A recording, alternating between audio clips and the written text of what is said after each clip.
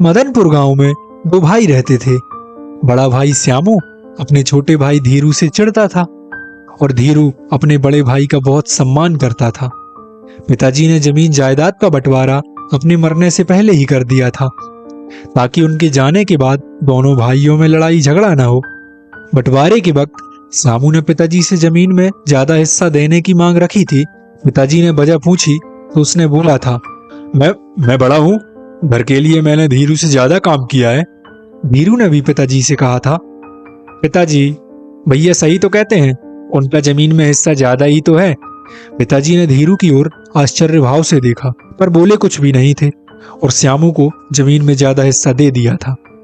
जब तक पिताजी थे तक दोनों भाई साथ साथ रहते थे, साथ में खेती करते, साथ में रहते और एक ही घर में खाना बनता था।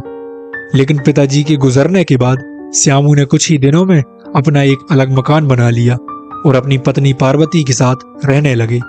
दोनों भाई अब अलग अलग रहते और अलग अलग खेती करते। श्यामू की फसल ज्यादा होती और धीरू की कम। श्यामू और धीरू में कोई झगड़ा नहीं था, लेकिन श्यामू को धीरू से चिढ़ जरूर थी कि धीरू इतने कम कमाने के बाद भी इतना संतुष्ट कैसे रहता है। श्यामू की कोई संतान नहीं थी। उसने न जाने कितने ही बाबा, हकीम और चौकियों में जाकर बच्चे की अर्जी की थी, लेकिन उसे बच्चा ना हुआ। 2 बार लड़के पैदा हुए परंतु मरे हुए। श्यामू ने अब बच्चों की आस छोड़ दी थी। धीरू के 2 बच्चे थे, एक लड़का और एक लड़की। धीरू अपनी जिंदगी में संतुष्ट था। श्यामू की कोई संतान न होने के कारण उसे अपनी जिंदगी खाली लगने लगी। उसे ऐसा लगता जैसे उसके जीवन की बहुत बड़ी जगह खाली है। संतान न होने के कारण श्यामू अपने धन खर्च की कोई चिंता न करता। उसका सोचना था कि जब कोई संतान ही नहीं है तो ये धन किसके लिए है, किसके लिए जोड़ूं। जैसे ही समय बीतता गया, श्यामू का उठना बैठना पिवक्कड़ों के साथ होने लगा। धीरे धीरे श्यामू ने भी पीना शुरू कर दिया। फिर क्या, कुछ दिनों में उसकी भी आदत लग गई। अब तो ऐसा है कि जब तक सुबह से एक बोतल गले से न उतरे काम करने का मन ही न करता। धीरे धीरे गांजे की भी लत लग गई। साथ में बैठने वाले उसका हौसला और भी बढ़ाते। श्यामू भाई तुम तो पियो, यही तो है एक अकेले का सहारा। श्यामू जब तक उन लोगों के साथ रहता उसे किसी भी चीज की कोई फिक्र न रहती। धीरू अपने छोटे से घर में खुश था, अपनी पत्नी के साथ, अपने बच्चों के साथ। मंगलवार और शनिवार को हनुमान मंदिर जाता। इन 2 दिनों गांव के मंदिर में रामायण होती। वहां का माहौल बहुत ही पवित्र और मन को संतुष्ट कर देता था।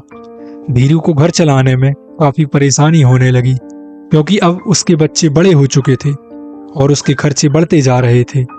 उनके स्कूल की फीस, उनकी किताबों का खर्चा और बहुत से खर्चे। लेकिन धीरू कहीं ना कहीं से कुछ न कुछ कर ही लेता था।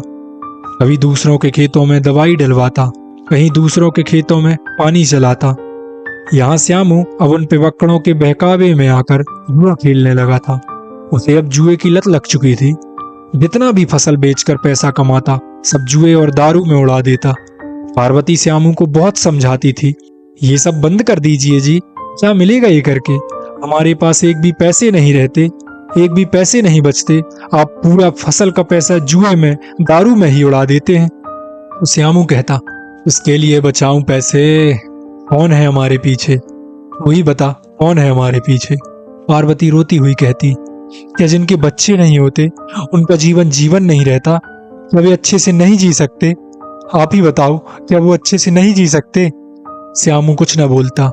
जब कभी पार्वती ज्यादा बोलती, ज्यादा समझाने की कोशिश करती तो श्यामू उसे मार पीट देता और घर से निकल जाता।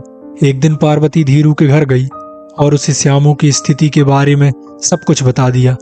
धीरू ने गांव वालों से ये सब सुन रखा था।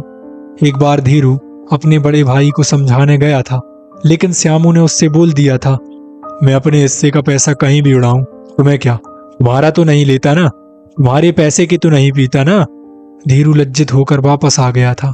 मगर आज भाभी को इतना परेशान देख धीरू भी बहुत चिंतित हो गया और उसने भाभी को समझाकर घर वापस भेज दिया कि वह भैया से बात करेगा। धीरू एक बार फिर डरते डरते श्यामू के पास गया। श्यामू घर में ही था, सुबह सुबह घर से निकलने ही वाला था।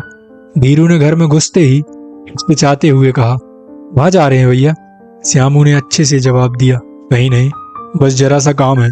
इस जवाब को सुनकर धीरू को समझ आ चुका था कि भैया ने अभी शराब नहीं पी है।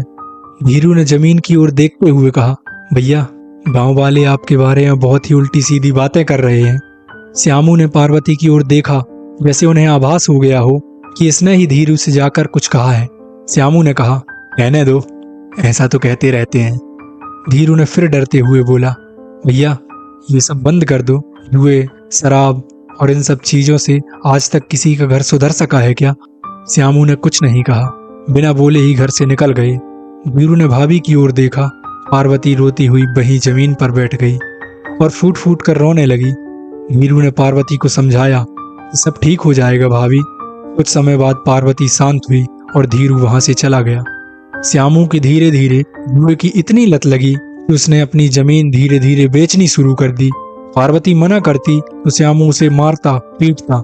जब श्यामू ने पार्वती की बात ना मानी तो पार्वती धीरू के घर जा पहुंची और वहीं रहने लगी। धीरू की पत्नी पार्वती को हमेशा से ही अपनी बड़ी बहन की तरह मानती थी। उसने पार्वती को बड़ी बहन की तरह ही रखा। श्यामू को पार्वती के घर से निकलने से कोई ऐतराज ना था।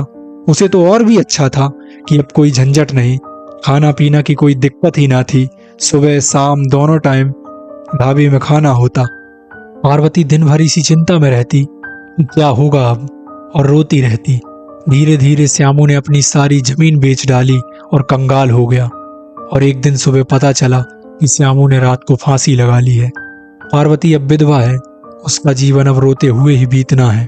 पार्वती अब धीरू के घर में ही रहती है, धीरू की पत्नी की बड़ी बहन की तरह और बच्चों की प्यारी बड़ी मम्मी की तरह, जो उन्हें उनकी मर्जी का सब कुछ बनाकर खिलाती है।